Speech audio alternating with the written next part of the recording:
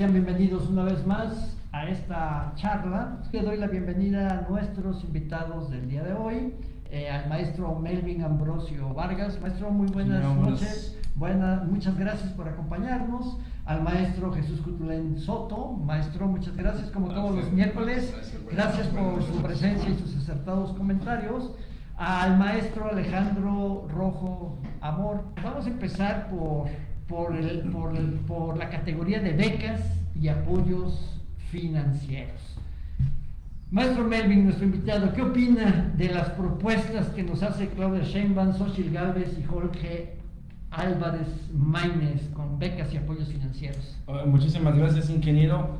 Y bueno, analizando precisamente los 10 ejes que nos acaba de mostrar a través del documento de México Evalúa, me llama mucho la atención que entre las tres propuestas, simplemente a grosso modo, vamos a ver que la de Claudia Sheinbaum y Xochitl Gálvez son las más nutridas. En esta en particular, Maínez no hace tanta argumentación. En la primera postura de Sheinbaum hay un punto interesante que va más hacia el ámbito universitario, es el incremento gradual de becas para el nivel de posgrado, y en el caso de Xochitl Gálvez, mantener un sistema de becas en el cual se otorguen, entre muchas cosas, dice tarjetas para datos en internet. Y aquí es donde pues sí podemos empezar a observar diferencias entre las dos propuestas. Muy probablemente lo que quiere hacer Claudia Sheinbaum, la misma estrategia que ocupó siendo jefa en la Ciudad de México, un sistema en el cual quiere aumentar las becas para los estudiantes de educación media superior y tratar de duplicar el número de becas universitarias.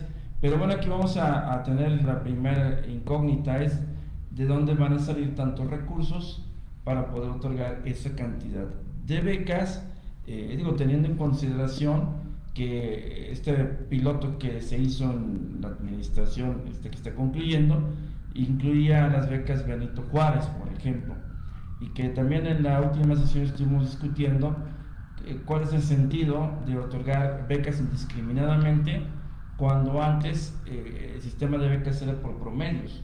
Sí, en la época en la que yo estudié. Una pregunta, ¿son becas universales o son becas diferenciadas? No, ahora lo que están proponiendo tanto Claudia como Gálvez es becas universales. Becas universales estamos pero hablando desde el nivel de preescolar. De preescolar. Sí, o sea, el rango de ampliación ya no es solamente educación media superior, ahora quieren ir más abajo, pero más abajo todavía hasta los niveles preescolares. ¿Qué estamos hablando? ¿De 20 millones? 25 millones de 25 estudiantes. millones de estudiantes, 25 millones de becas, más aparte de las becas de 65 años y más todos los apoyos de entonces, jóvenes. ¿qué va a pasar?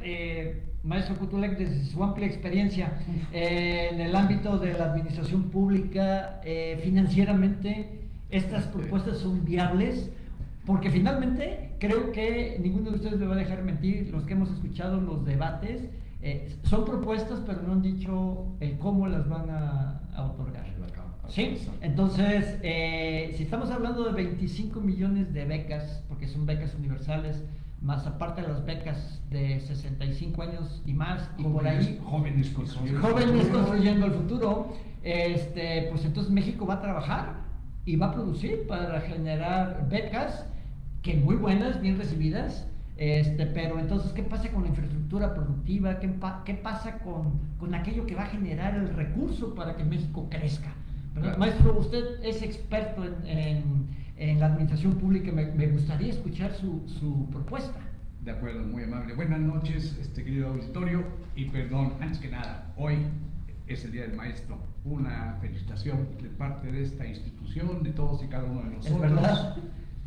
Un abrazo para todos ustedes y buen día. Ahora sí. Sí, felicidades, colegas, porque finalmente los cuatro somos profesores. Muchas felicidades. Estamos en nuestro día. Ahora sí. A ver. En el documento que bien decía el ingeniero, que se va a subir el link para que ustedes tengan la oportunidad, quien así lo desee, puede bajarlo o leerlo en su, ya sea en su tablet, en su computadora, en su celular.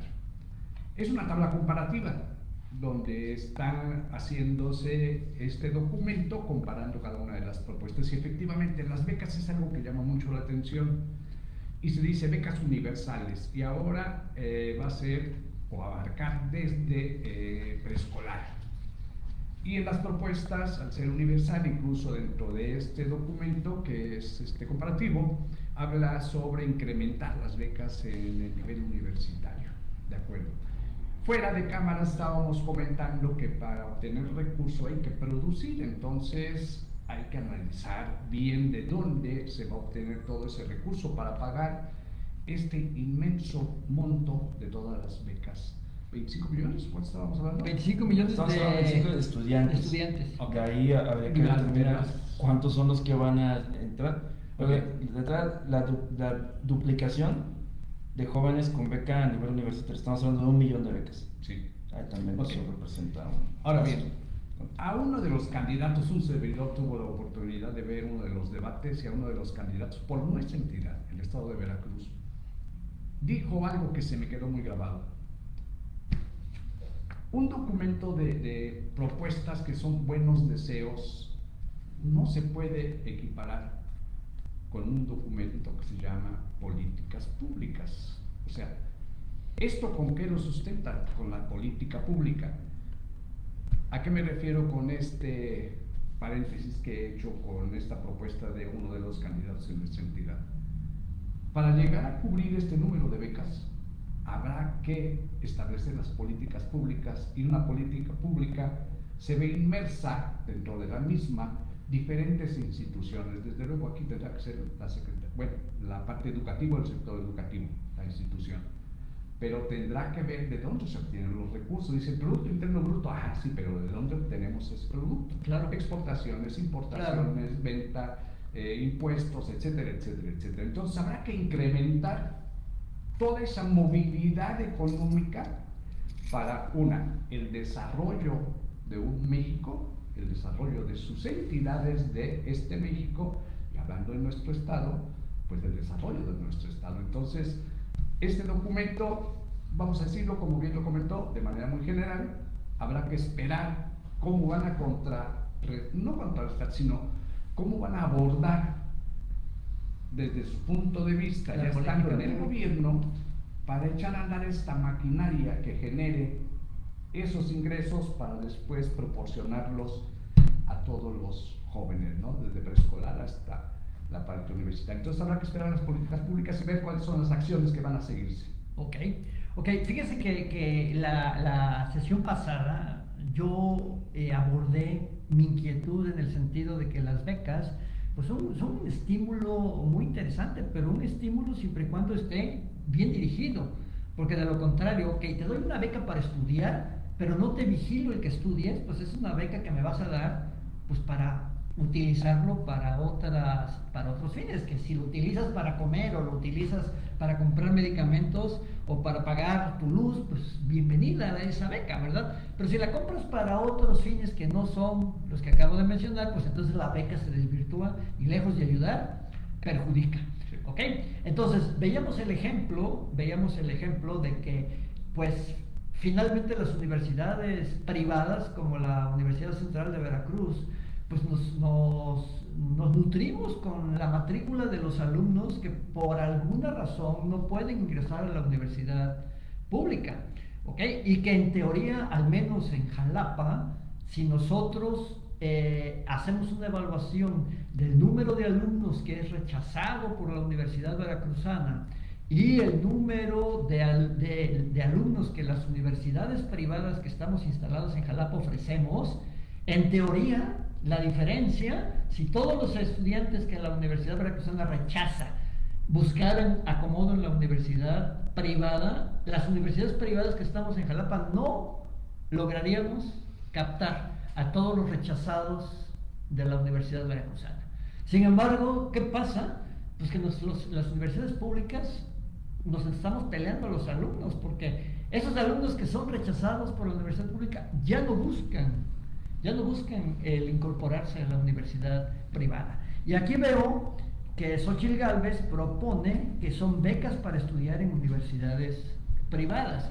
O sea, aparentemente ya hay un mecanismo dirigido a estudiar universidades privadas. Yo comentaba la semana pasada, ojalá no le dieran el dinero al estudiante, sino que le dijeran, a ver, búscate la universidad a la que quieres estudiar y nosotros le vamos a depositar a la universidad que tú quieres estudiar. Te vamos a dar de beca 3,000 pesos. ¿Cuánto cuesta tu universidad? 2,000, perfecto. Le voy a depositar 2,000 a tu universidad y te voy a dar 1,000 a ti para tus transportes, porque tienes derecho a 3,000 pesos.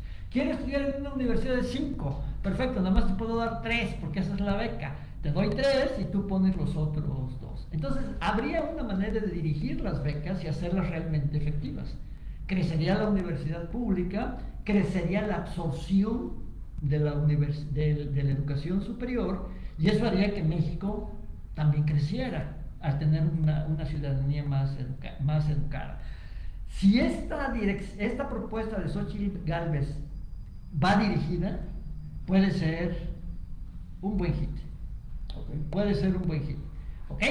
Pero si es beca para que, con el nombre de para que estudies y utilícenlo en lo que quieras, pues entonces vamos a estar inmersos en una situación que lo único que va a generar es un sacrificio de quitarle a otros sectores un recurso económico para que el estudiante no cumpla el objetivo para el cual fue creado. Un pequeño agregado. Sí. Efectivamente, las becas han sido otorgadas y permanecerán estas becas. Incluso en este documento nos dice que se van a ampliar, o la idea es ampliarlas en su número. ¿Qué finalidad tiene? En apoyar al alumno en cuanto a su educación. ¿A qué me refiero?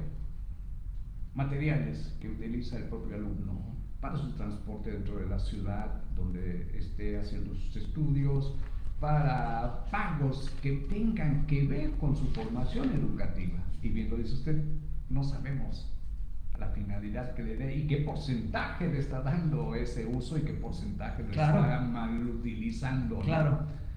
Entonces habrá que hacer un análisis hasta dónde, o sea, qué tan benéfico es.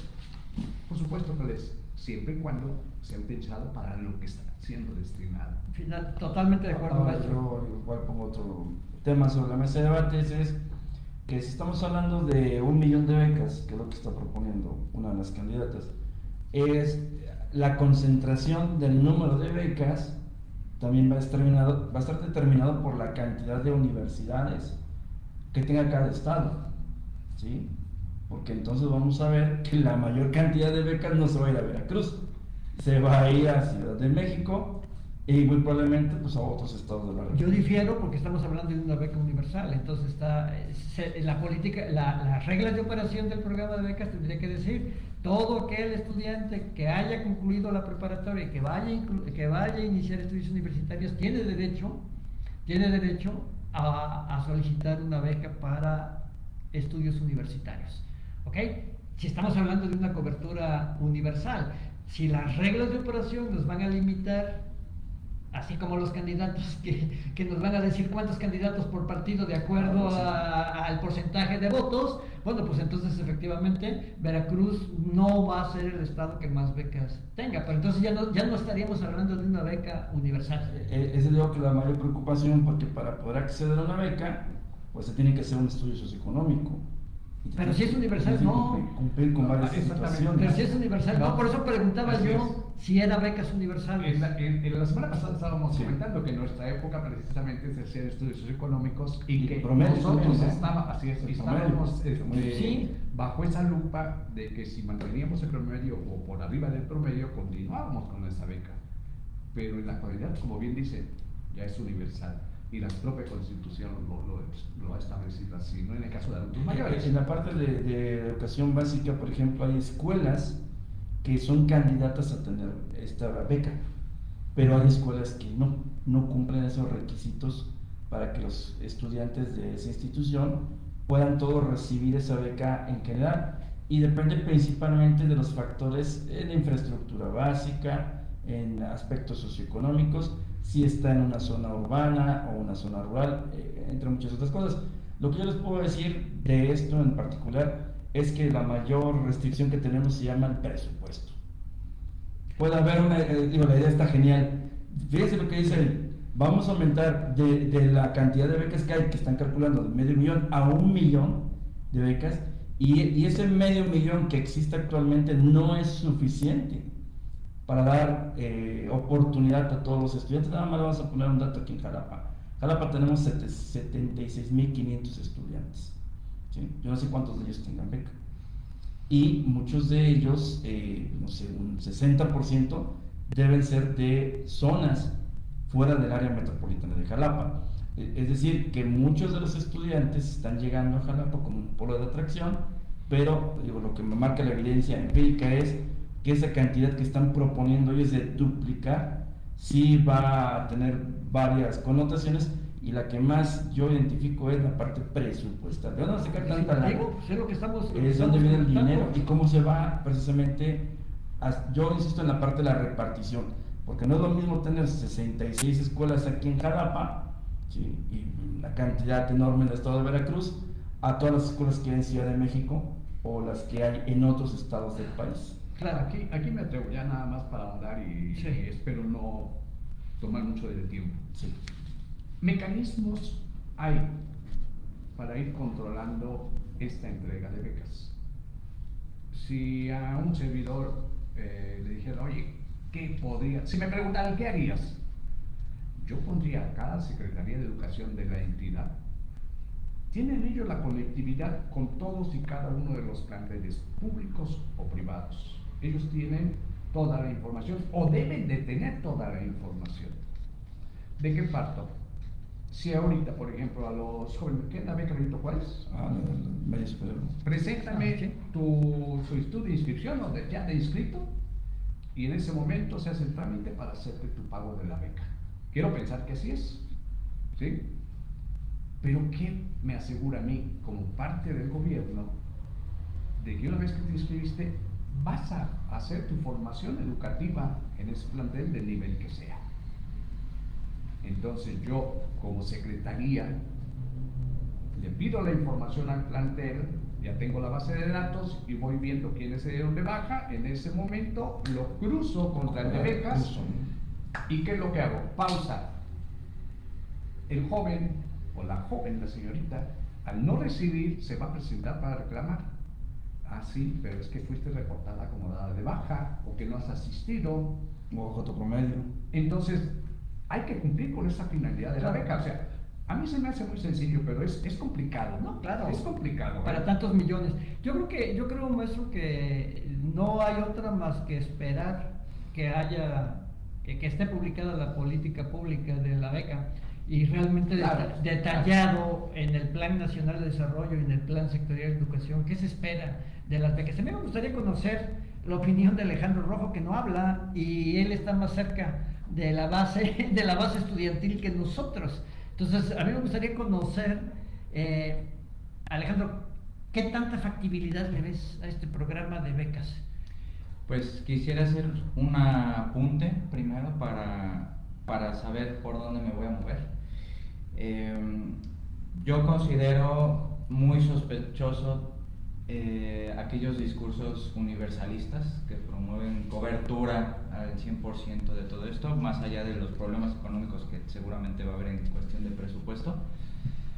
Pero a mí lo que me llama mucho la atención de todas estas comparaciones entre los y las candidatas es que no se están dando cuenta o no están haciendo un análisis de lo que ahorita está pasando a nivel casi internacional, que es que la supuesta educación de calidad no es un término abstracto, sino que corresponde a necesidades contextuales de cada país, y que hace muy específica la atención de necesidades y en tanto la formación de cada alumno. Es decir, no es lo mismo la formación de un estudiante universitario japonés que la formación de un estudiante universitario mexicano. En ese sentido, y ahí mi corta experiencia quizás será vista como positiva o muy ridícula, es que el estudiante posmoderno actual sí viene de una educación que está siendo vaciada de contenidos académicos científicos racionales. Es decir, ahorita, y aquí lo estoy comprobando, la educación de calidad, lo que sea que signifique eso, está basándose en el vaciamiento de contenidos racionales científicos, por lo menos en el área de las ciencias humanas sociales, que deforma la educación de una persona para que la habilite en el mundo laboral. Entonces, más allá del análisis de la primera propuesta, que es el apoyo financiero, yo me hago la pregunta: se están ofreciendo becas, que está muy bien, pero para recibir ¿qué tipo de educación? Es decir, ¿cómo están siendo formados nuestros estudiantes desde el preescolar hasta la universidad y posgrados, etcétera? ¿Qué sentido tiene que se estén vaciando de contenidos académicos? Por ejemplo, ahorita, y aquí yo lo voy a decir de manera pública, ¿qué alumno en la actualidad lee un libro completo al semestre? Yo les he preguntado a todos mis estudiantes y leen, si es que leen, artículos de 15 páginas. Ya leer libros completos para tener un conocimiento más abstracto, más complejo, en donde el lenguaje se empiece a ampliar, donde el pensamiento empiece a ser verdaderamente más crítico, donde se dé la paciencia al aprendizaje, porque queremos enseñar todo muy rápido y ya parece una educación del conocimiento de consumo, en donde ya es como de este tema y el otro y una dinámica y ya lo aprendieron, examen y actividad y lo que sea, y no se le da tiempo de paciencia para que ese aprendizaje se consolide y sea significativo. Entonces, entiendo el análisis que estamos haciendo de las becas, pero mi pregunta esencial sería: ¿qué tipo de educación? Porque eso creo que no lo han dicho ninguna candidata. Es a la que estamos construyendo, es a la que estamos aspirando, porque si es para estar becados para la nueva escuela mexicana, pues se van a ver muchísimas malformaciones en los estudiantes, incluso hasta el plano laboral. Ok, vamos a escuchar al maestro Cutulec, que tiene una aportación, y yo quiero aportar algo que a lo mejor no hemos analizado, que es el análisis de la cobertura y la absorción, que son dos parámetros que le están pesando al gobierno, no a este, sino a este y a los de atrás, que no hemos podido resolver, y que probablemente sea una de las razones por las cuales se quiere incrementar las becas. Maestro, de manera muy breve lo voy a decir. Tiene razón Alejandro de su preocupación en que el México que todo mundo esperamos y deseamos sea con una población con el mayor número de egresados dentro de una formación profesional, pero en cuanto a volumen hay que tener cuidado, porque no nos interesa el volumen, es la calidad de los egresados. Eso es lo que él se refiere: calidad de la educación, calidad del egresado. Sí, claro, por supuesto. Sí, claro. Hace un momento yo decía, las becas tienen una orientación. ¿Cuál es? El apoyo a todo alumno para que adquiera su material de esa formación: libros, cuadernos, plumas, etcétera, etcétera. Algo de colegiaturas. Colegiaturas, en este caso, que ya se va, o una de las propuestas es que a universidades, para que puedan estudiar en universidades particulares o bachiller o secundaria. Entonces, bueno, comentábamos hace un rato, Alejandro, el ingeniero y un servidor, de que tal vez no se le esté dando esa dirección al apoyo de las becas por parte del alumno, y me atrevo a pensar y a decirlo: los padres de estos alumnos no es que les retiren el momento del cobro de la beca y decir yo te lo administro, no, pero sí supervisar que el uso de ese recurso económico se destine para lo que fue otorgado. Entonces, la beca vista desde ese ángulo debe de dirigirse hacia ese apoyo.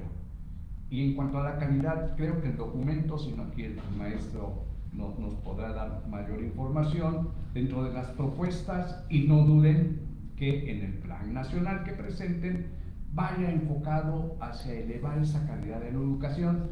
¿Cómo? dándole capacitación al personal docente. Aquí hay otro área que es Así es. capacitación. Así es, entonces, no dudo, Alejandro, estás en lo correcto por esa preocupación de la calidad Sí. y por esa situación en cuanto a al uso de las becas. Entonces, era una pequeña observación, pero bueno, adelante. Ok, yo quiero retomar, como lo dije hace un momento, dos indicadores, que es la cobertura y la absorción. Ok, en este caso, sexenios van, sexenios vienen, y es una promesa de que la educación tiene que ser o tiene que permear por derecho constitucional a todos los niños y jóvenes mexicanos. ¿Ok?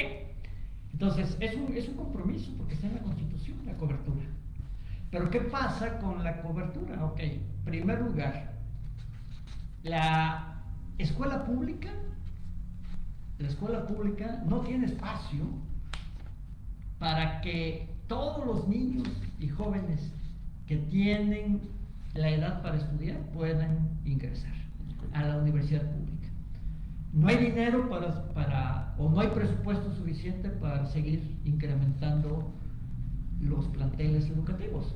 Porque decir, ¿a poco no pueden construir una escuela? Pero no es construir la escuela, es los maestros, los sindicatos, las prestaciones, lo que implica mantener una institución. Es como decir, ¿a poco no se puede construir un hospital? No, pues el hospital es lo de menos se construye, es equiparlo y los servicios que conlleva un hospital. Así es una universidad. Entonces, al no haber una cobertura del 100% de la educación, entonces surge la educación privada. Surge la educación privada. Pero la educación privada, a pesar de que estamos presentes, coadyuvamos muy poco a la cobertura.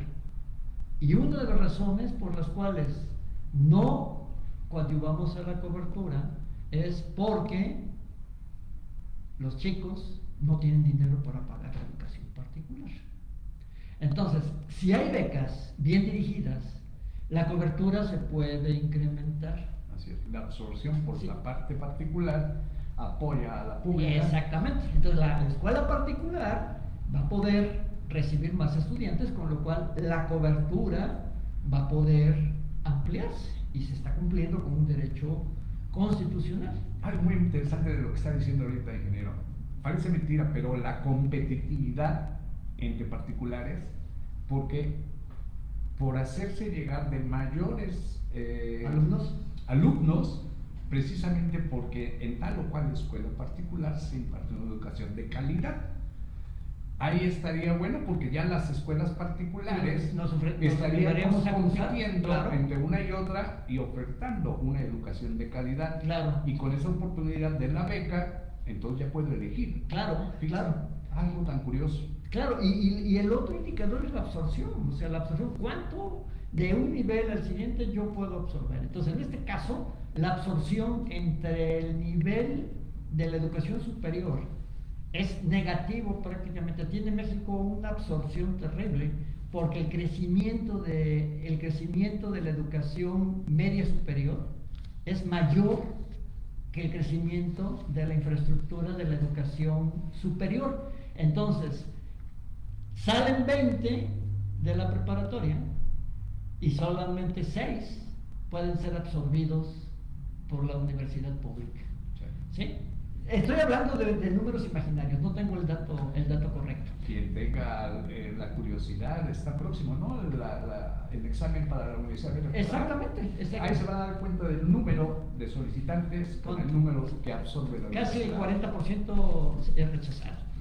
Entonces, a ver, ¿qué pasa? Si hay becas, pues entonces también la absorción va a incrementar, porque entonces aquellos alumnos que no pueden ingresar a la universidad pública porque no pueden, por algún motivo, porque no presentaron el examen, etcétera, bueno, pues entonces van a tener la oportunidad de entrar a la universidad particular, con el cual el porcentaje de absorción, que es otro indicador que le pega a México, porque no ha podido incrementar su absorción y su cobertura, se va a requerir. Entonces, a lo mejor puede ser ese un fondo de estas propuestas, ¿sí?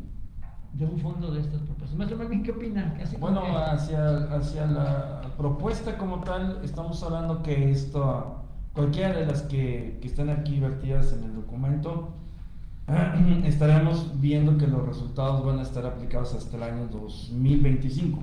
¿Sí? Sí. Y nosotros ya tenemos unas cifras de arrastre muy negativas, ¿no? En primera instancia por estas pruebas universales estandarizadas como la prueba PISA, ¿no? Sí. Al mismo tiempo de que también no tenemos la misma capacidad de cálculo matemático, comentaba el maestro Alejandro, ¿no? Un joven que se forma en Japón, o ahora con la sorpresa de Singapur, ¿no? Que ha salido muy alto en estas pruebas, China y demás, contra perfiles de egreso en los cuales, como bien mencionaba también el ingeniero, hacia la preparatoria, vuelvo, insisto, hacia el tema de las becas, porque me llama mucho la atención el concepto de beca universal. Toma tu beca, no importa si tienes 10, si tienes 8, si tienes 6, digo, está bien. Desde mi punto de vista, se me hace demasiado populista y siento que en esta administración que ya estamos concluyendo, ¿sí?, se hizo de esa forma. Vamos a otorgar becas a diestra y siniestra y que todos tengan derecho. Eso está muy bien, vamos a poner la palomita.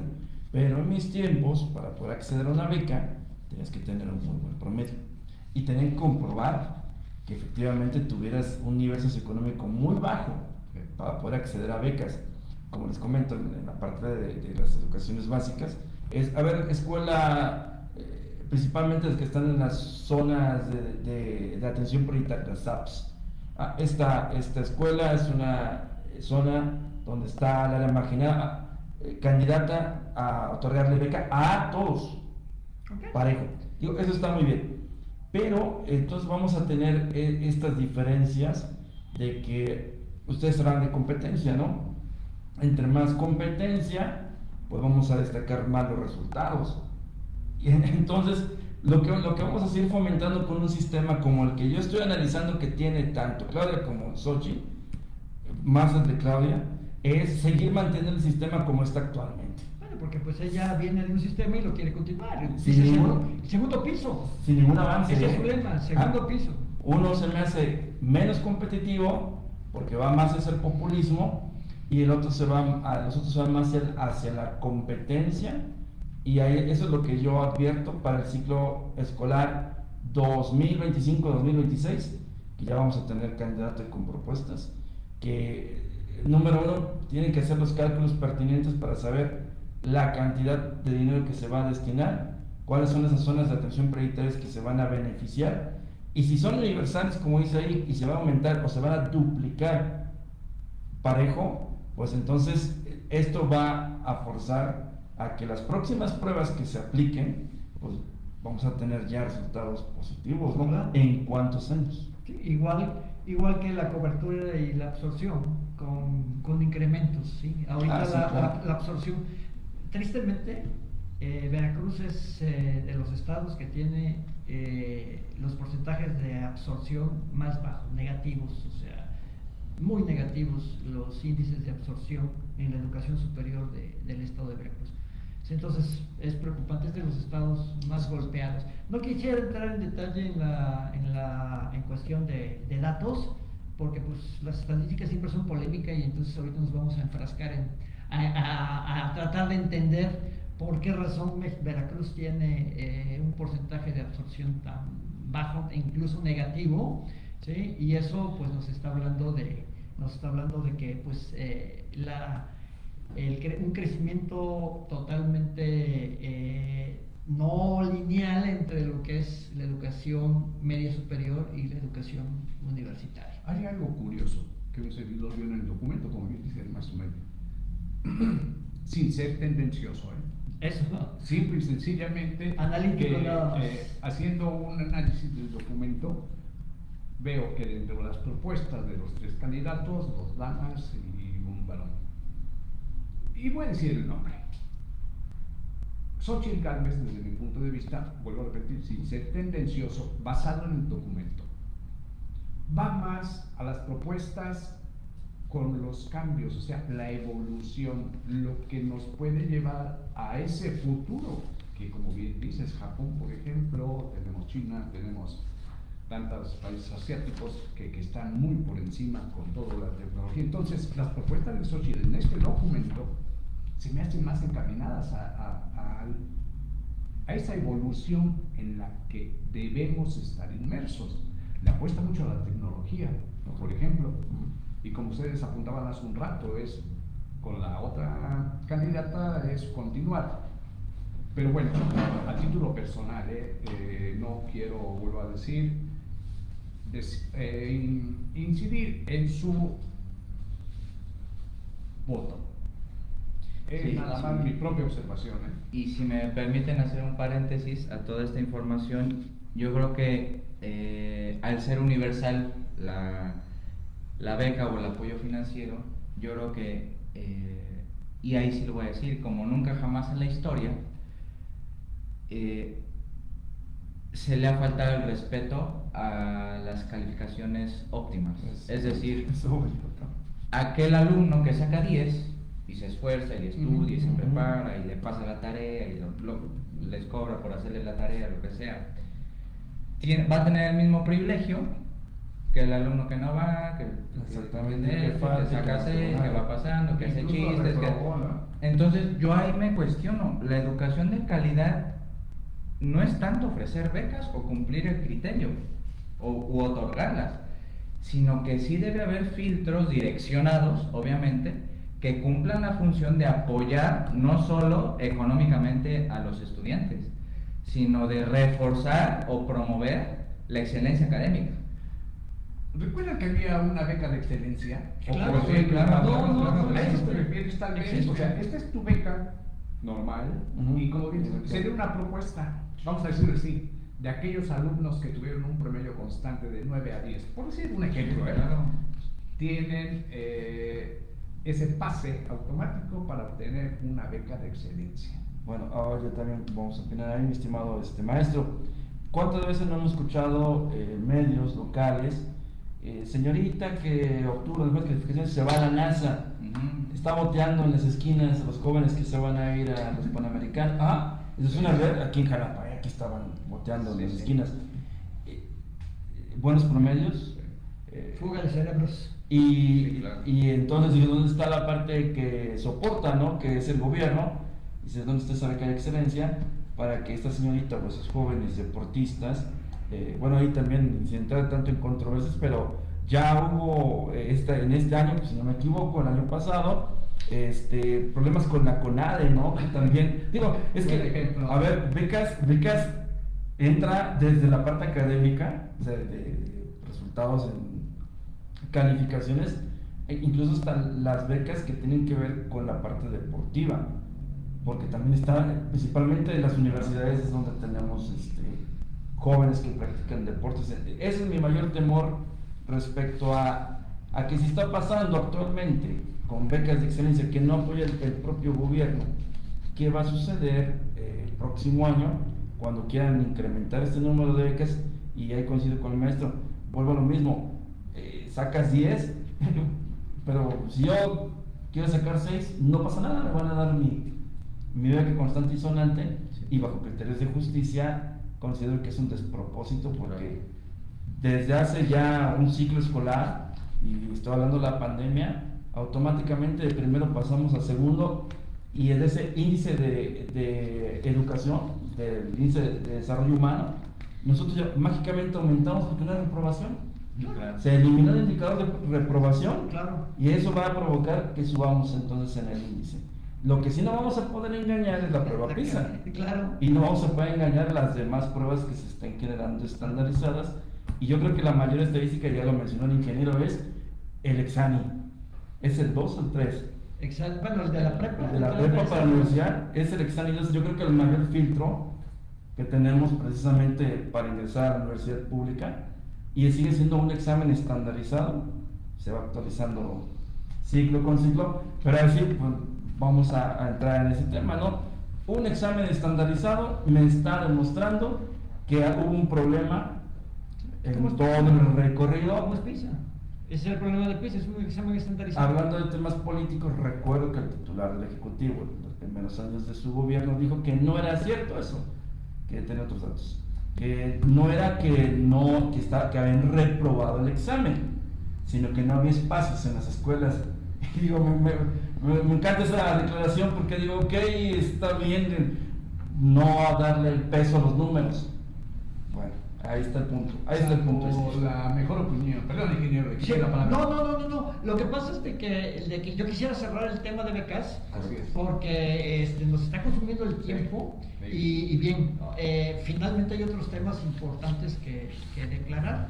Y ahorita finalmente lo que nosotros tenemos que tener claro es que son propuestas, vamos a llamarlo fríamente, propuestas electoreras, como dicen por ahí. Y como lo dijo usted, ¿Verdad? de manera muy general. De manera muy general. Sí. Sin embargo, el Plan Nacional de Desarrollo tiene que estar 6 meses después de que el Ejecutivo tome posesión, y el Plan Nacional y el Plan Sectorial de Educación inmediatamente después. Eso significa que para junio del año que entra, más o menos, ya vamos a tener estas directrices que ahorita nos están quitando el sueño y que no le encontramos Más a respuesta. detalle, ¿no? Que no le encontramos respuesta. Lo cierto es que ya abonamos al tema y nuestro auditorio ya puede tener una idea clara de que, pues, o es un sueño guajiro o es una realidad para consolidar México. Todo va a depender de cómo es que se establezcan las políticas para lograr exactamente, lo que exactamente. Entonces yo quisiera dejar el tema, independientemente de que falta mucho por abonar y Sí, seguimos aquí cierto. en la discusión, pero yo quiero tratar otro punto que a lo mejor responde un poco a la inquietud de Alejandro, que es la educación de calidad. Porque de nada nos va a servir las becas si no hay infraestructura educativa y tecnología, ¿correcto?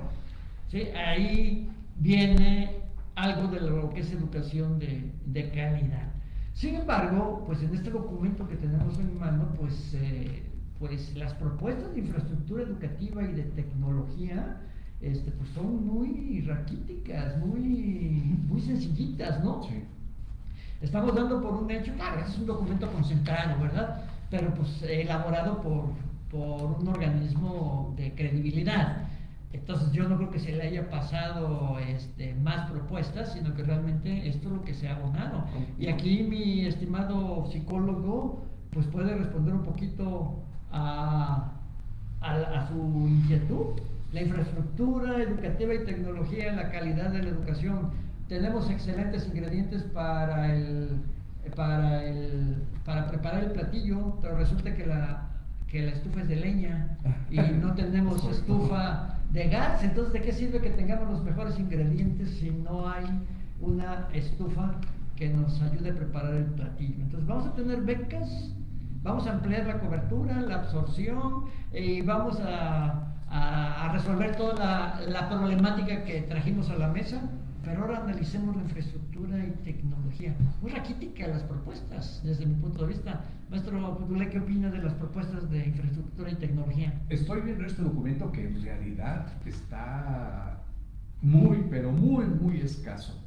Quiero pensar que al decir el término infraestructura educativa, vamos a imaginarnos un cubo y la infraestructura, todo lo que está en el cubo, dentro del cubo.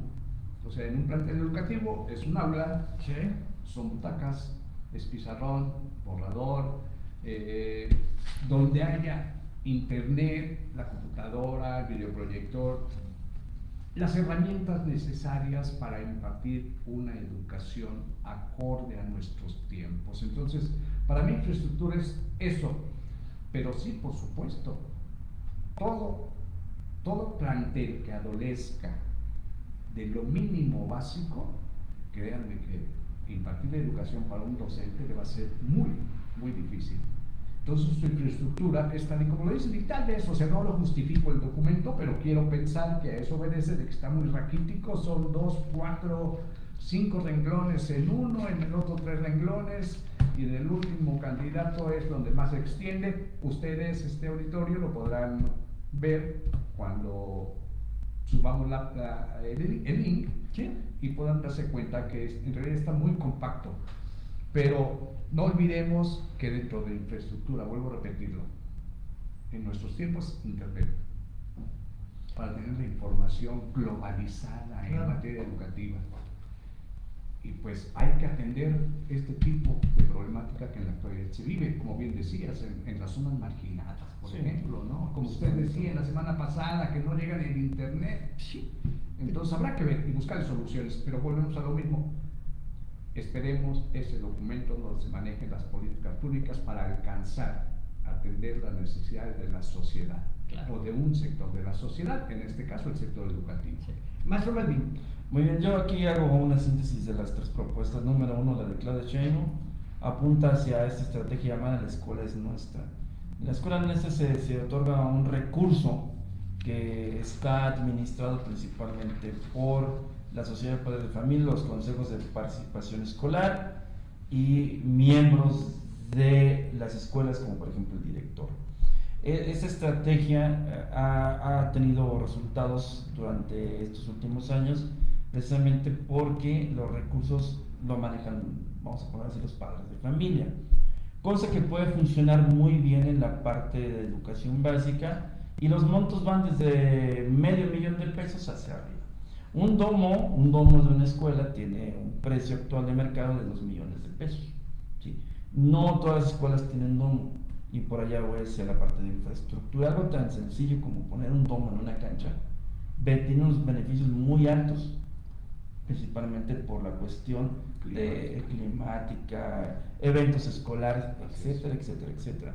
Entonces estamos hablando de que cada vez que vemos esta estrategia gubernamental de la escuela nuestra, y está apostando Claudia por esta en general, es mantener la continuidad de eso mismo que ya estaba haciendo con la Secretaría de Educación Pública. Segundo piso. En el caso, exactamente, en el caso de Xóchitl Gálvez, plantea esas nuevas tecnologías con acceso a Internet. Es que a ella le gusta mucho porque por su profesión. Exactamente, por la parte que genera ella en ese acercamiento con empresarios y demás. Que tiene una propuesta un poquito más amplia es Jorge Álvarez Maínez, es el 25% de incremento hacia la inversión pública, primero en rehabilitación y luego de ahí incluir habilidades digitales en el currículum, y toca un tema bien interesante que es la inteligencia artificial, que también ya lo hemos platicado en el podcast anterior. Yo estoy viendo hacia el futuro, 10 años hacia el futuro, que todos estos fenómenos nuevos que ya están viviendo en Singapur, en Japón, en Corea del Sur, etcétera, en México estamos 10 años atrasados. No tenemos este perfil de egreso donde podamos incluir desde las infancias tempranas acceso a las tecnologías de información hasta que llegan tal vez al nivel de la prepa, y de ahí hasta la universidad cuando ya están estudiando algo relacionado con esa carrera. Digo, muy interesante por el tipo de perfil que es Jorge Álvarez Maínez, ¿no? La propuesta joven, fresca, etc. Sí. Me llama mucho la atención esto. Sí toca el tema de la inteligencia artificial, pero aquí es donde yo hago la comparación, la parte de lo que ya existe y la parte de la visión hacia el futuro, tomando en cuenta a los jóvenes. Sí, mira, yo abono a esto. Finalmente estamos en la era digital, estamos en una era digitalizada, y una propuesta de modernización es el uso de las TICs. Sí. ¿Estamos de acuerdo? Ok, esa es una propuesta que como político me viste, porque estoy llevando a mi país, o a mi estado, a mi municipio, a primer mundo, la era digital. ¿Ok? Porque finalmente es una propuesta de educación internacional. Pero revisemos la geografía de México y el posicionamiento de México en cuestión de tecnologías. O sea, de hecho, sabemos que hay comunidades, que hay lugares en donde el Internet no llega. Lo vivimos en la pandemia. Claro. Lo vivimos en la pandemia. ¿Sí? Muchas universidades, muchas escuelas en la pandemia, y no lo leí, lo viví en las reuniones de rectores cuando la pandemia, era ¿qué hacemos con los estudiantes que vienen de la comunidad a estudiar a la localidad, y en sus comunidades donde viven 1 hora, hora y media del plantel, no tienen internet. ¿Cómo van a hacer para poder cumplir con las tareas y toda la actividad que nos pide la Secretaría de Educación para salvar el semestre en la época de la pandemia? Ese fue un ejemplo claro. En un curso de maestría, de una clase de maestría, de la maestría de educación de aquí de la universidad, un alumno en alguna ocasión comentó, y siempre se me quedó bien grabado, me dice, nosotros tenemos que ver, como parte del programa, le tenemos que enseñar a los niños a usar la computadora. Era una escuela multigrado, tiene un maestro para tres grupos. Y no muy alejada de Jalapa, porque el maestro iba y venía todos los días de su trabajo a Jalapa. Sin embargo, estaba alejadito de Jalapa, dice ingeniero. ¿Sabe? Bueno, comentó en clase, ¿no? Porque estábamos analizando en que muchas veces los modelos educativos son copias y no están tropicalizados a la realidad, y es cuando falla.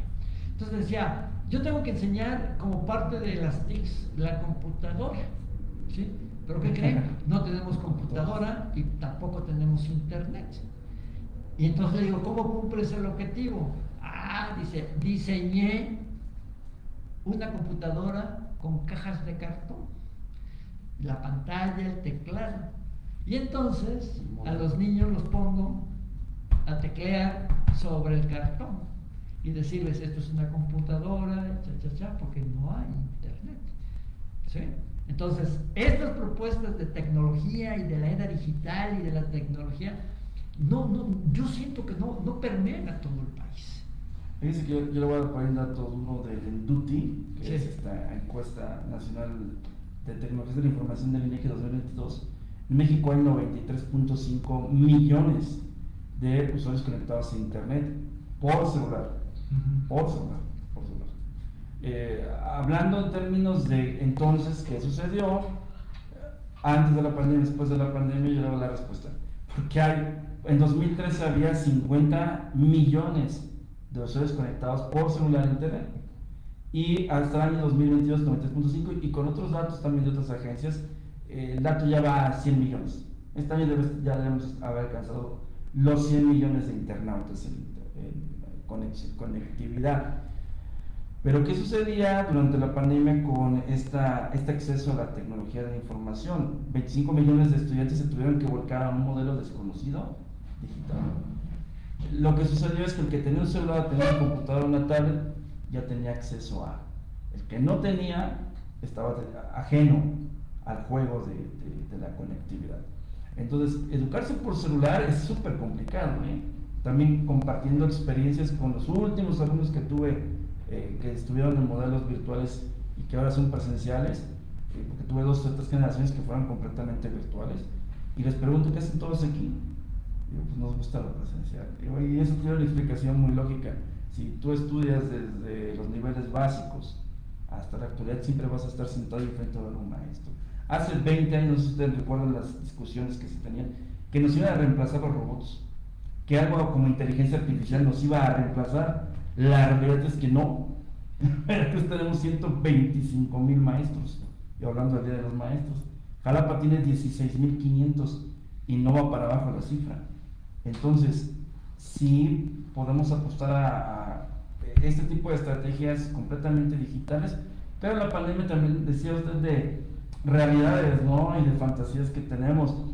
La fantasía era, que la educación a distancia nos va a venir a transformar. Ahí está la pandemia, nos puso a prueba, y sí, la resiliencia de las universidades me sorprendió mucho. Claro. Porque si tenés una plataforma, si tenés la infraestructura, al final de cuentas fue algo de supervivencia, ¿no? Los jóvenes. Sí, la resiliencia. Exactamente. Yo les llamé en una graduación la generación de la resiliencia. Eso. Sí, así les puse porque cuando ingresaron, pues creo que fue tu generación, Alejandro, la generación de la maestría, cuando pidieron informes para la maestría, estábamos empezando la pandemia y les dije, vamos a llevar las 2 primeras clases virtuales y ya luego regresamos a presencial. Nos vimos el día que vinieron a la graduación, ahí nos conocimos presencial, entonces fue la generación de la resiliencia. Sí, fueron 2 años, ¿te acuerdas? Sí, claro. Sí, bueno, Finalmente, la historia de la infraestructura educativa y tecnológica y tecnología, creo que está muy lejos de poderse alcanzar por el presupuesto. Nuevamente va el presupuesto, becas, rehabilitación de infraestructura. Lo cierto es que la rehabilitación de la infraestructura es algo que grita México, ¿verdad? Que se requiere mejoramiento de la infraestructura educativa. Regresamos a lo mismo, el factor económico. Propuestas que yo, desde mi punto de vista, colocan a México desde el punto de vista de saliva de boca en el primer mundo, pero la realidad es que, dadas las condiciones de infraestructura y de geografía de México, muy difíciles de alcanzar. Psicólogo no ha hablado en este tema. ¿Qué opina? Hable, porque si no se queda... Siguiendo la inercia de este análisis, pues podemos ver que la tecnología no es la excepción en este discurso universalista, ¿no? Que va a dar tecnología a todo el país, cuando eso parece ser que nos va a llevar algunas décadas más. Pues sí. No es tan fácil y tampoco es tan barato. Claro. Yo quiero hacer un matiz en lo que se está comentando, porque es más complejo desde mi punto de vista, porque esto básicamente fue mi tesis. Uno de los pasos principales es dar acceso. Nos quiere presumir que sacó mención honorífica. Eso nos quiere presumir, ya te lo dije, para que estés tranquilo. La evidencia. El problema no es solo dar acceso a la tecnología en las aulas, y que las universidades y todo el sistema educativo dé acceso a la tecnología y a lo digital, y que de esa manera se aprenda, ¿no? Que también es todo otro tema. Y que eso de alguna forma se tenga que tropicalizar, y que se tenga que tomar en cuenta el aprendizaje situado y el aprendizaje que tenga que ver más con las necesidades comunitarias del contexto, para ver de qué manera esos aprendizajes se pasan al plano laboral, internacional, etcétera. Es decir, a ser ciudadanos locales pero también universales. Bueno, eso yo lo estoy dando por supuesto, ¿no? Pero aquí también hay que tomar en cuenta factores bien importantes, que desde el punto de vista del aprendizaje y desde las habilidades intelectuales se están perdiendo. Es decir, y esto no lo digo yo, está totalmente fundamentado por las principales universidades del mundo. Las habilidades que está exigiendo la formación educativa está erosionando las habilidades que antes eran cruciales. ¿A qué me refiero? Se está demostrando científicamente que los índices de atención en el aula de los estudiantes están disminuyendo a básicamente 20 minutos.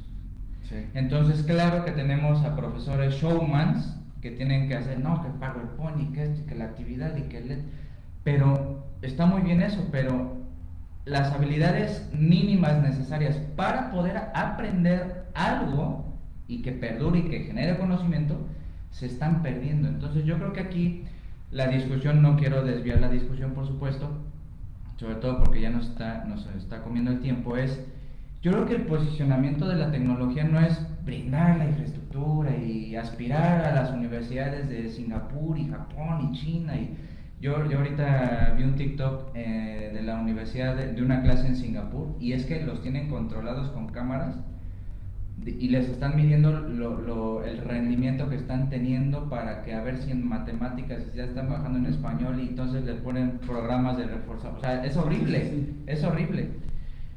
Es todo otro tema, pero sí considero muy importante que nuestro auditorio conozca que también la tecnología, es más, la tecnologización de la enseñanza parece ser que está generando alumnos más ignorantes que antes. Bueno, ahí yo aunaría que la tecnología, es bueno tener tecnología, pero hay que saber cómo usarla. Exactamente. Fíjate, yo aquí y regreso a lo mismo, maestros, traigo esto a la mesa. El uso de TICs en la educación nos vuelve a abonar como las becas a la cobertura y a la absorción. Ok, nos vuelve a acusar. Pero Alejandro, fui parte de tu jurado de tesis y te pregunté algo que siempre se me quedó grabado, tu comentario, en el sentido de que ¿por qué tenías una crítica en este caso hacia la tecnología, a la enseñanza basada en la tecnología, cuando es lo que el mundo propone como un sistema de modernización, de cobertura? Y dijiste algo bien cierto: el alumno, cuando estudia a través de medios virtuales, ¿sí?, que puede estudiar en su casa a la hora que quiere, estudiar, ver a su maestro a las 5 de la mañana porque se conecta y está la clase grabada, está perdiendo la posibilidad del contacto directo con su profesor y de poderle absorber al profesor todas las experiencias que tiene el profesor en la vida, que a veces esas experiencias son más importantes que llenar el pizarrón con contenidos.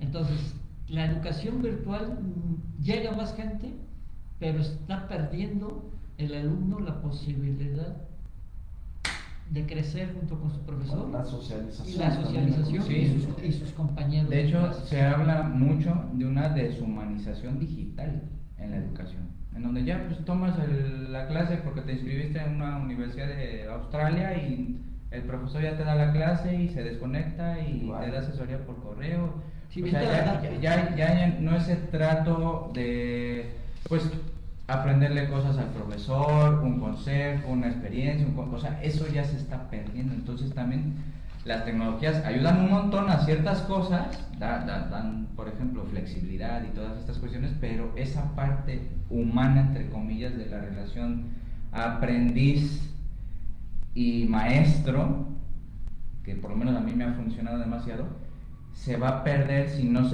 hay un posicionamiento ético respecto a los programas de estudio en el sistema educativo. Es que es curioso, ¿no? Esa interacción, bien dicen ustedes, si lo voy a interpretar de esta manera, que se da alumno-maestro no a través de una pantalla, sino en el aula. La interacción al alumno se le da la posibilidad y la oportunidad incluso de interrumpir al maestro. Claro. Oye, maestro, es que este punto no lo entendí, o sabe que maestro, un ejemplo, y esa interacción que se da amplía o saca de duda a todo alumno, y estar frente a una pantalla es diferente, ¿no? Claro, maestro, pues solamente ahora con el 15 de mayo, pues recibimos felicitaciones de los alumnos que les dimos clases 30 años atrás y que te siguen diciendo: maestro, lo recuerdo con mucho cariño, ¿verdad? ¿Por qué? Porque tuvimos una interacción con ese alumno. Dudo mucho que si les hubiéramos dado las clases por línea, No te conocen. ni siquiera sabrían quiénes somos, ¿verdad? Pero bueno, ya aquí nuestro community manager nos está diciendo que se nos está acabando el tiempo. Un eje más. Vamos a ver un eje nada más. Y dejamos nosotros para cerrar. Ya tenemos Perfecto. Fue estratégico lo que ya hizo. tenemos invitados, pero podemos, claro que sí, programar más adelante otra charla. A ver, el acceso y equidad en la educación. Excelente. ¿Sí? Dice que incluye todas las propuestas dirigidas a garantizar el acceso igualitario a la educación, la equidad de género, la atención a poblaciones vulnerables, la educación inclusiva, la expansión de la oferta educativa en todos los niveles y enfoques en ciencia, tecnología, ingeniería, matemáticas y artes. Sí. Amigos, pero tristemente las propuestas de los tres candidatos distan mucho de cumplir un eje con tantos objetivos, ¿sí? Este eje a mí me interesa muchísimo porque yo soy un creyente de la educación inclusiva. Incluso el psicólogo y yo tenemos un proyecto de universidad inclusiva que lo estamos tratando de fondear, ¿verdad? Para poder hacer de la Universidad Central de Veracruz la primera universidad privada en el estado con enfoque inclusivo. Dificilísimo porque obviamente nadie cree en esos proyectos, ¿sí? Sin embargo, yo quería ver algo aquí y no veo nada. No veo absolutamente nada. Maestro Cutulec, ¿qué nos dice de la educación inclusiva, del acceso a la equidad, de todo lo que nos proponen y de lo que propone el eje y de lo que nos proponen nuestros candidatos? Hace un rato también fuera de cámara, Sí. estábamos comentando y que un servidor decía, bueno, es que acceso y equidad en la educación constitucionalmente está la puerta abierta. Sí. O sea, ¿qué hace esta propuesta acá? Entonces dije, bueno, vamos a ver las propuestas. Veo en el caso de la candidata Sheinbaum, en el caso de Xochitl, en el caso de Maines.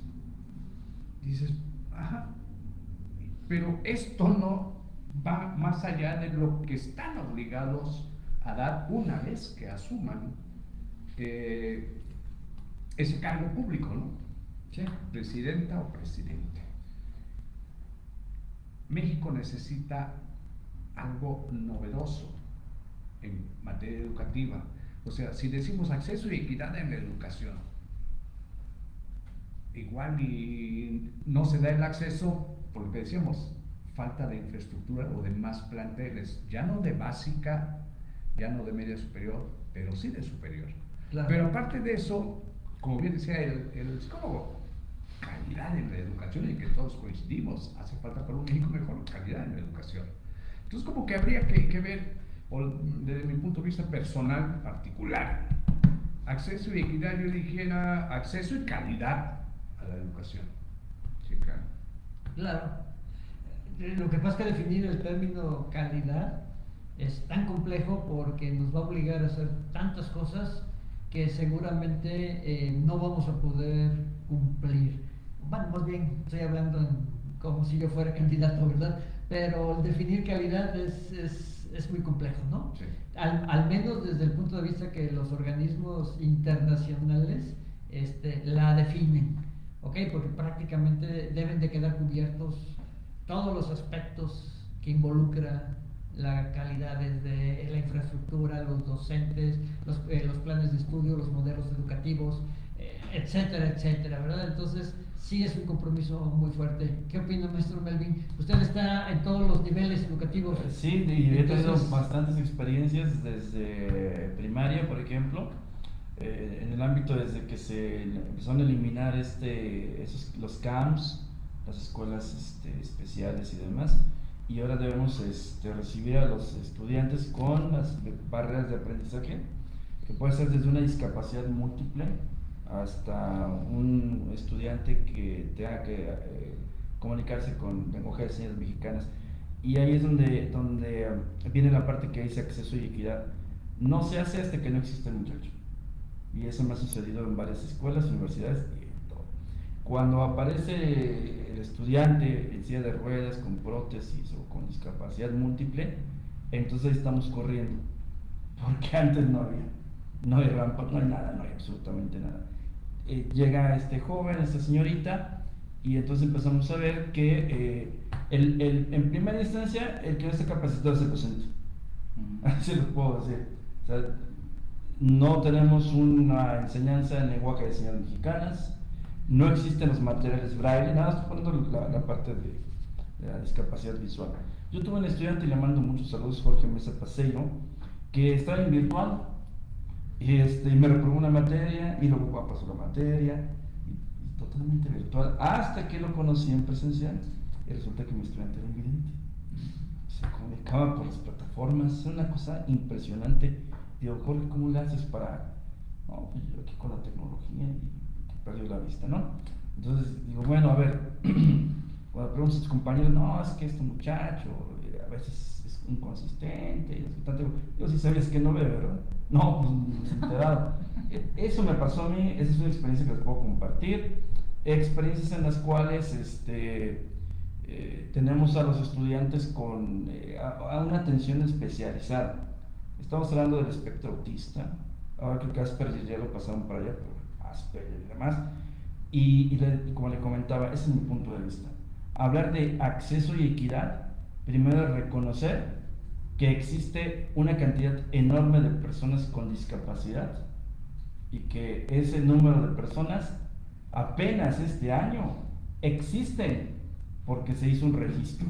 Entonces, apenas existen y les tomaron los datos y la INE y demás porque les dieron su apoyo, pero antes de eso, quién sabe dónde estaban, llegan a las escuelas y ahí es donde empezamos a tener los problemas. Esta reducción de los aparatos gubernamentales, de que vamos a quitar la escuela de ciegos, vamos a quitar los cánones, no entiendo por qué se hizo de esa forma. Dicen, bueno, vamos a incluirlos con las escuelas normales, ¿no? Para que socialicen, para que, digo, está muy bien ese asunto, pero yo considero que muchas de esas escuelas debieron seguir permaneciendo, y no solamente seguir, sino ampliar sus capacidades. Esa es mi opinión.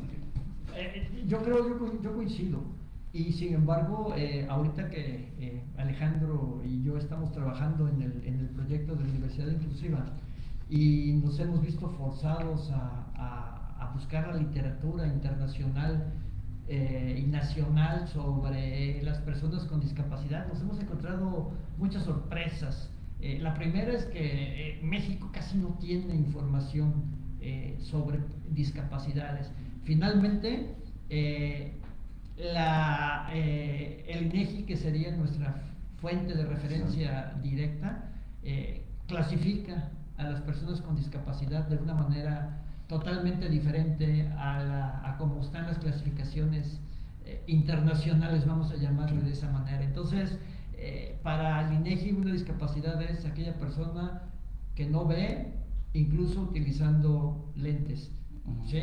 Que tiene dificultad para subir y bajar escaleras y caminar. La que tiene discapacidad, aquella que no escucha, inclusive con aparato. Entonces, no los clasifica en discapacidad sensorial, discapacidad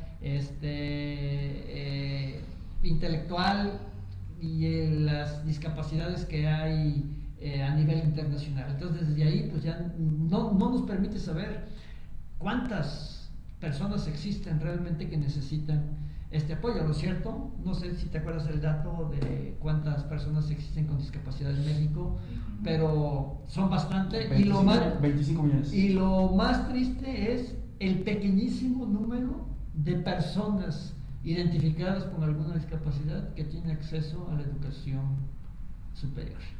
Sí, así es. Pero quiero pensar, no por justificar, pero tampoco los exime a la autoridad, en este caso la autoridad educativa. Si bien dice, tenemos una fuente que nos proporciona esa información, que es el INEGI, y lo tenemos ya sea por entidad, por ciudad, sí, por localidad, sí, etcétera, etcétera. Creo que aquí la autoridad debe de enfocarse. Si aquí están diciendo, acceso y equidad, pues habrá que incorporar a esas personas diferentes a uno que tengan una discapacidad, clasificarla, débil visual, sordomudo, etcétera, etcétera, y ponerlas en un espacio donde tengan una formación educativa, claro, para que también ellos tengan esa oportunidad. Entonces, bueno, pues ahí la autoridad tendrá que tomar cartas en el asunto, ¿no? Lo que pasa, maestro, es que la palabra unidad, educación inclusiva, es un concepto que nos lleva a mucho compromiso a las universidades, porque el hecho de que sea inclusivo y que venga el estudiante con discapacidad no significa que le voy a dar una atención especial y le voy a dar privilegios. Sí, o sea, eso nomás, el hacerlo inclusivo significa que va a tener que convivir sí, con la población regular, y que yo voy a tener la obligación como universidad de proporcionarle didácticas diferenciadas, o sea, porque no le puedo enseñarlo igual a una persona que es invidente, a una persona regular. Le tengo que enseñar lo mismo, pero las didácticas tienen que ser diferenciadas.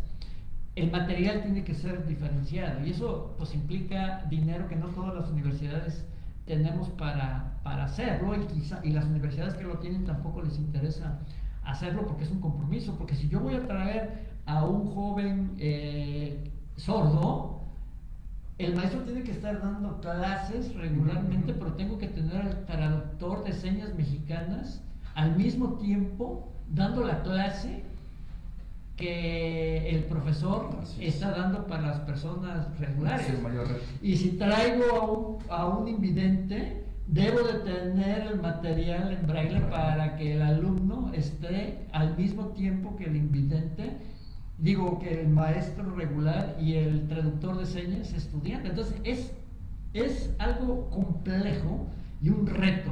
No imposible, porque yo he visto universidades que lo hacen. A lo que me refería, no se le va a negar, pero sí que la autoridad, previo estudio o análisis de esa persona con una discapacidad, si está en condiciones de incorporarse a un sistema educativo, puede ser ciego o débil visual, pero tiene su parte auditiva que no le prohíbe el estar dentro de un aula. Ya después lo otro, habría que ver los mecanismos donde la institución le debe de apoyar a esta persona de manera muy particular. Pero habrá quienes no puedan incorporarse a ese sistema educativo porque uno como sistema educativo no tiene esas herramientas. No, mire, nosotros como institución, el proyecto que Alejandro y yo estamos planeando junto con otras personas, solamente lleva para la discapacidad del espectro autista, nivel 1, ¿sí? Para personas de talla baja, para personas con discapacidad física en silla de ruedas, ¿sí? Motriz nada más, pero de silla de ruedas, porque no podemos en estos momentos, en esta primera etapa, tener una universidad equipada para sordos y para ciegos, ¿ok? En la etapa del proyecto vienen esas etapas, porque entonces cuando consolidemos las discapacidades más fáciles, vamos a llamarle más fáciles, que necesiten menos inversión, y podamos acreditar la universidad como tal, entonces podemos pedir financiamiento, fondeos internacionales, ¿ok? Pero debemos de tener resultados. Es un reto, es un sueño guajiro. Pero está muy bien. Pero bueno, estamos trabajando en eso y por eso yo quería tratar este tema. Porque es triste, a nuestro auditorio lo invitamos. Tenemos una serie de podcasts con una persona que está dedicada a la educación de autistas, ¿ok? Vean el programa, está interesantísimo porque ella se ha dedicado 25 años prácticamente a la educación autista por un hijo autista que tuvo. O sea, ella se convirtió en una experta en autismo gracias al hijo autista, y lo pudo sacar adelante. Y bueno, tenemos un programa ya grabado con ella y vamos a tener el miércoles otro programa en podcast, no en vivo como los que estamos haciendo, para dar secuencia a la educación inclusiva, a los retos que tiene los padres de familia y la sociedad, porque no hay estadísticas, no hay política pública a pesar de que hay leyes, a pesar de que hay una política internacional y México pertenece a todos los organismos internacionales, lo cierto es que en la realidad no opera, ¿sí? Y entonces, bueno, ahí está el reto y ese es nuestro proyecto futuro. Los invitamos a que participen en el proyecto, porque realmente está bien interesante.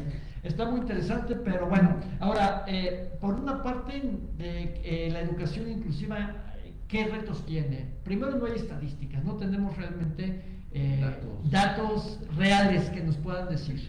Luego, la poca información que hay, ¿qué creen? No la comparten, ¿sí? Quisimos buscar por ahí en una dependencia de la SEP el número de estudiantes con autismo que estaban incorporados en la preparatoria y no nos los quisieron proporcionar porque eran sensibles. Entonces, pues como yo les dije, ¿para qué quieren información si al final de cuentas la información que no se comparte no sirve? ¿No? ¿Sí?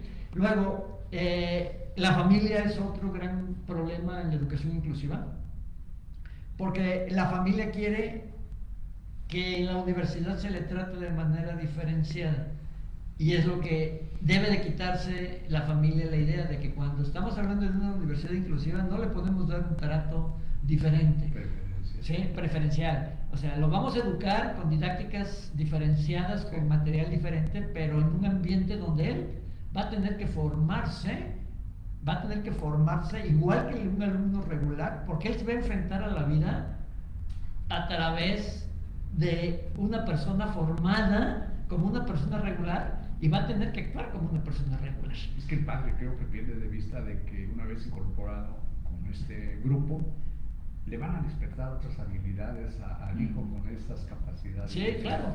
Y luego el otro reto es que vienen a estudiar y te dicen, pero pues mi hijo no terminó la prepa, ¿por qué no lo puedo recibir? Porque no, pero es que es especial.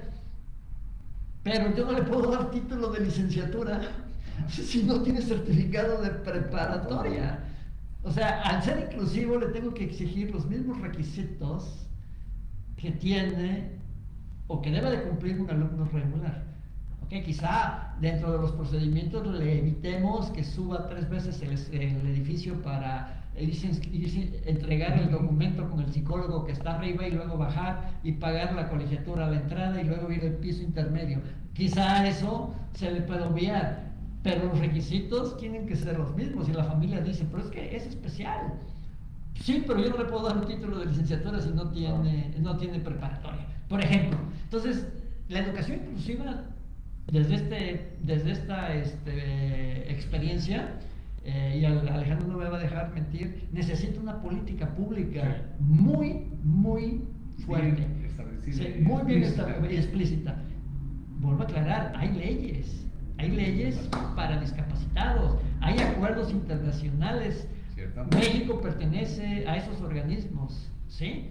Entonces está la mesa puesta, pero la política pública no ha funcionado. Yo quería ver en este punto algo que me dijera, sí hay, ok, me comprometo a la inclusión, pero no digo cómo todavía. Esperemos que venga más adelante. ¿Algún comentario? Perdón por haber tomado la palabra, pero me apasiona el tema, porque es mi sueño. Bueno, ya que ya el señor ya le contagié el sueño, ya estamos en el sueño. Bueno, yo para ya abrochar mi participación, les doy un tip a los candidatos, y es que si quieren profundizar en esta posibilidad de dar equidad y educación y lo que sea, una, que piensen que no es para nada novedoso lo que están diciendo, y la otra es que ya existe un modelo gringo desde los 80s que se llama Diseño Universal del Aprendizaje, en donde se propone que las escuelas se construyan desde cero, ya pensando en todas estas condicionantes que estamos platicando, ¿no? Entonces, que ya obviamente hay un problema de lo que veníamos diciendo, ¿no? Que infraestructura, economía, que es muy caro, etcétera, etcétera. Pero no estaría mal empezar por lo menos una escuela a hacerla bajo este enfoque del diseño universal del aprendizaje. Y universal, ¿por qué? Porque ya está desde cero pensado para ahora sí todos estos públicos vulnerables. Y ya para cerrar mi intervención de hoy, yo creo que si consideramos a la política como un saber prudencial, yo creo que todas estas propuestas, por lo menos en lo tocante al plano educativo, no están siendo nada prudentes. Es decir, si la política es como el manejo y la administración de los recursos, en el sentido de que el profe nos enseñó anteriormente, pues es que se está proponiendo más una política salvífica, en el que las propuestas parece ser que son caídas del cielo y que van a solucionar los problemas, más que prudenciales, en el sentido de que pues genero esta política, genero esta propuesta, etcétera, etcétera, para concretamente ayudar estratégicamente y direccionadamente a resolver un problema de la gente, ¿no? Entonces, yo entiendo eso por política, y pues parece ser que por lo menos en las propuestas marketineras que presentamos aquí en lo tocante a la educación, creo que hasta el momento yo no veo muy claro en el plano educativo. Okay. En otros planos. Psicólogo, vamos a darles un voto de confianza, un beneficio de la duda a los candidatos, porque son propuestas salvísticas, como tú bien lo mencionas, pero la resolución tiene que venir en el Plan Nacional de Desarrollo y en el Plan Sectorial de Educación. Sí, esperemos para ver cómo es que estas propuestas salvísticas, como tú les llamas, las tienen que convertir en política pública que realmente se aterrice entre comillas. Ok, gracias por tu aportación. Maestro, para cerrar, ¿cuál sería su aportación después de estos solamente 3 puntos de 10? Y estoy de acuerdo con Melvin. Deberíamos de tener otro podcast, si lo podemos tener. Institucionalizar Lo que pasa es que la siguiente semana y las otras 2 siguientes semanas ya tenemos invitados confirmados. Entonces ya no podemos. Lo intercalamos. Lo podemos intercalar. O actualizar. Lo podemos. Lo nuevo que existe actualmente. Lo podemos actualizar. Ok, podemos hacerles una propuesta a nuestros invitados y si tienen tiempo, a lo mejor podremos tener otro en vivo entre semana, Sí, claro. sin que sea el miércoles, ¿verdad? Para seguirle dando continuidad. Muy bien, antes de que lleguen las elecciones y entonces nos cambie todo el panorama. Maestro. Pues ya para cerrar y antes de despedirnos, si no estoy mal, son 18 días los que Sí, faltan. pues 17, 18 días, ya estamos próximos al 2 de junio. Este podcast es una especie de análisis que hemos hecho de las propuestas en materia educativa. Pero ustedes, auditorio, son los que van a decidir su voto. Y su voto es libre. Exacto. Así que esperamos, o en lo personal espero que hayamos aportado para una mejor decisión en su próxima o en la próxima elección del 2 de junio. Gracias por su atención, maestro, ingeniero. Muchas gracias. ¿Quiere repetir, maestro? Para finalizar mi participación, estos 3 ejes que analizamos el día de hoy son medulares desde el punto de vista número 1 de la beca, número 2 de la inversión que se tiene que hacer en la infraestructura educativa y la tecnología, y por último el aspecto de la inclusión, porque estos son los fenómenos que van a afectar a una población estudiantil bastante gruesa, que va en crecimiento y no vamos para abajo. O sea, los números nos están mostrando que las necesidades van a ser cada vez mayores desde los niveles básicos, medio superior y el acumulado enorme que también vamos a tener en la parte universitaria. Ya se ha intentado en el pasado, recuerdo algunas estrategias como en ciclomedia, inversiones muy grandes, ¿no? Que al final de cuentas son armatostes de lo que quedó del pasado. Hay nuevas formas de hacer más eficiente la educación a través de tecnologías más accesibles.